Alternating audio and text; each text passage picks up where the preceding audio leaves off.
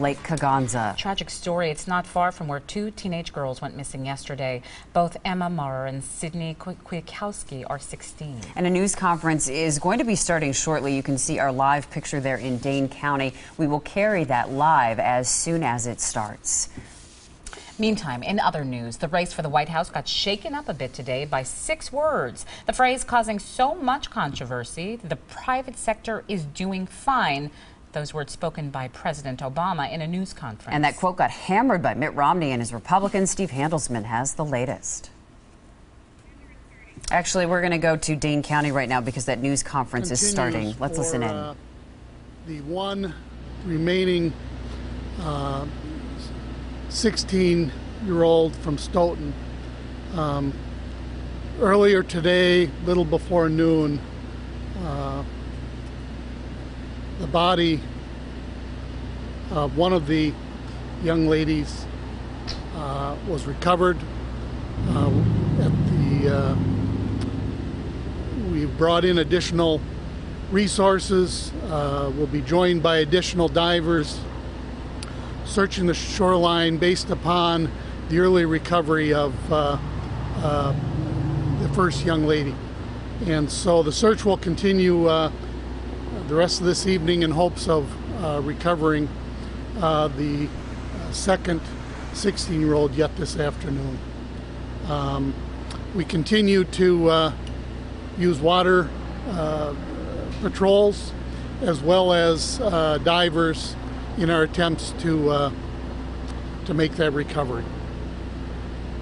So we'll continue throughout the evening until we're successful in hopes of concluding that yet today. Sheriff, can you tell us how far that body was located from where those items were found on the shore? The first 16-year-old was located within feet of the shoreline where we found the clothing items. So it was right in the very designated, believed area that they were swimming in is where we made that recovery. Describe for us the type of recovery mission, what you're actually doing to kind of locate this second body, and is it a recovery mission at this point? It is a recovery mission. We are doing a line search, so we have divers in the water. It's a fairly shallow body of water, 4 to 6 feet at the very deepest. The vast majority is about 4 feet in depth, so we're actually walking with our divers in what's known as a line search, where they make a path back and forth in the area in hopes of locating the second young lady. What has led you to believe that this second person is actually drowned and may not be somewhere else? Well, the fact that we found the clothing items, we found the shoes, we found a bag, the cell phones for both girls. They were both seen swimming at about 4:30 yesterday, and then now with the recovery of what we hope or are confident will be a drowning, but we won't be able to make that determination until a medical examination is conducted tomorrow. And so that's why we're concentrating primarily on the water recovery. Somebody told us they're swimming off a boat. Is that something? No, they walked in offshore and were swimming. As we were doing interviews this afternoon, a boat of fishermen came forward and said that they'd been fishing in the area about 4:30 yesterday and had seen the 2 girls swimming off the shoreline. We have not.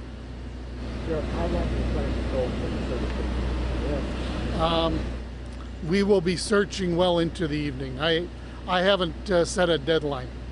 I feel very confident with the fact that we made the first recovery today, that we're on the right track with our search in hopes of making a recovery yet this evening, I hope.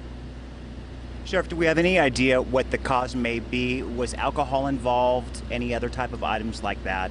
It's too early until a medical examination is done and we can make a definitive determination with the assistance of the medical examiner's office to make any presumptive decision on that.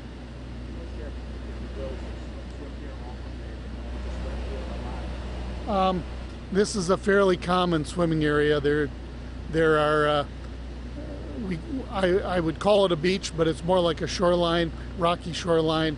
But many kids and adults come out here and swim.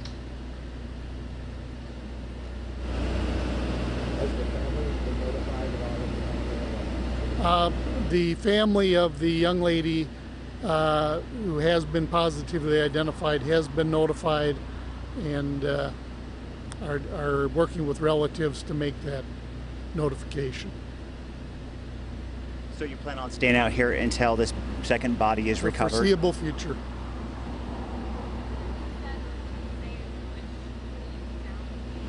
We have not made that identification. We don't know that all family members have been notified yet.